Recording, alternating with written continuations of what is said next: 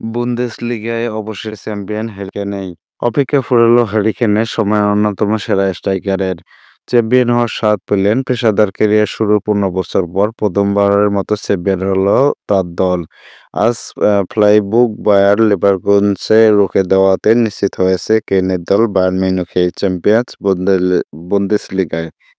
তারা হলো ৩৪ ম্যাচে লিগে ৩২ ম্যাচ শেষে বায়ার্নের পয়েন্ট মাত্র বায়ার্নের পয়েন্ট এখন ৭৬, সমান ম্যাচে লেভারকুসেনের পয়েন্ট হলো ৬৮।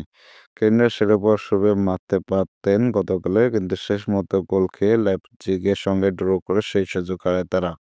আজ নিকট প্রতিদ্বন্দ্বী লিভারকুসেন ফ্রাইবুর্গের সঙ্গে ২-২ ড্র করে বায়ার্নের হাতে ৩৪তম বুন্দেসলিগা শিরোপা তুলে দিল তারা। সর্বশেষ ১৩ মৌসুমে বা ৩৪ বার চ্যাম্পিয়নদের ১২তম শিরোপা টানা ১১ বার চ্যাম্পিয়ন হওয়ার পর গত মৌসুমে লিভারকুসেনের কাছে শিরোপা খুইয়েছিল বাভারিয়ান প্রশাসকেরা। কেইন বায়ার্নের নাম লিখিয়েছিলেন সেই মৌসুমেই।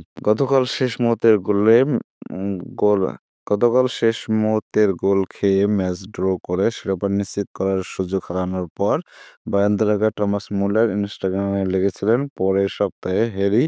অতএব উম দিন তবে অতদিন অপেক্ষা করতে হলো না গোল মেশিন কেইনকে। পরের দিনে লিভারকুসেনকে সুযোগ পেয়ে দিল কেইনদের উৎসব করার সুযোগ।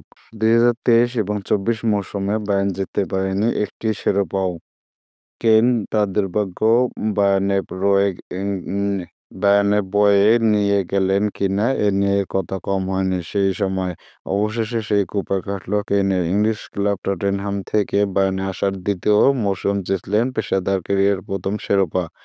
ইংল্যান্ড জাতীয় দল, টটেনহাম ও বায়ার্নের হয়ে তার সর্বোচ্চ অর্জন ছিল রানার্স আপ হওয়া।